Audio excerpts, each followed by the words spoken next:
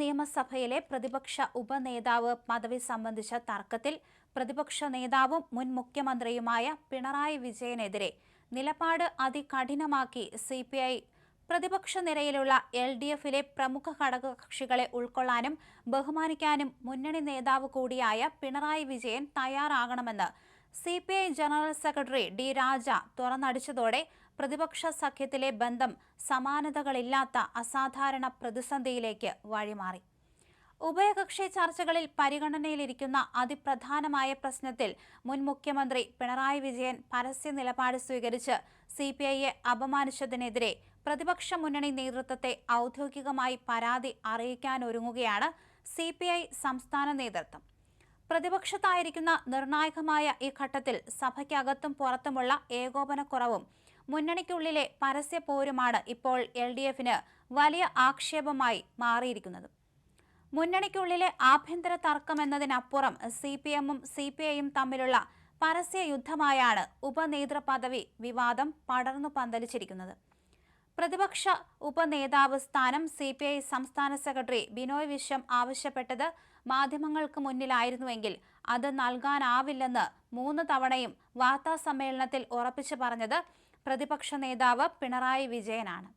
കത്ത് നൽകുന്ന വിഷയം പോലും പിണറായി വിജയൻ പരസ്യമായി തന്നെ മാധ്യമങ്ങൾക്ക് മുന്നിൽ വെളിപ്പെടുത്തിയതാണ് CPIയെ ചൊടിപ്പിച്ചത്. പ്രതിപക്ഷ നേതാവെന്ന പദവിക്ക് നിരക്കുന്നതല്ല ഈ നടപടിയെന്നും പിണറായി കുറച്ചുകൂടി പക്വത കാണിക്കണമെന്നും ബിനോയ് വിശ്വം തിരിച്ചടിച്ചതോടെ തർക്കം തെരുവിലേക്ക് നീണ്ടു.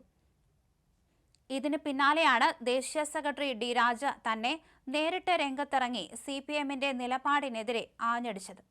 ഇടതുമുന്നണിയെ നയിക്കുന്ന പ്രധാന പാർട്ടികൾ തമ്മിൽ വീതം വെപ്പിലും സ്ഥാനമാനങ്ങളിലും വിയോജിപ്പുകൾ സാധാരണയാണെങ്കിലും മുതിർന്ന നേതാക്കൾ പരസ്യമായി നടത്തുന്ന ആരോപണ പ്രത്യാരോപണങ്ങൾ അണികളിൽ വലിയ ആശയക്കുഴപ്പം തന്നെ സൃഷ്ടിച്ചിട്ടുണ്ട്.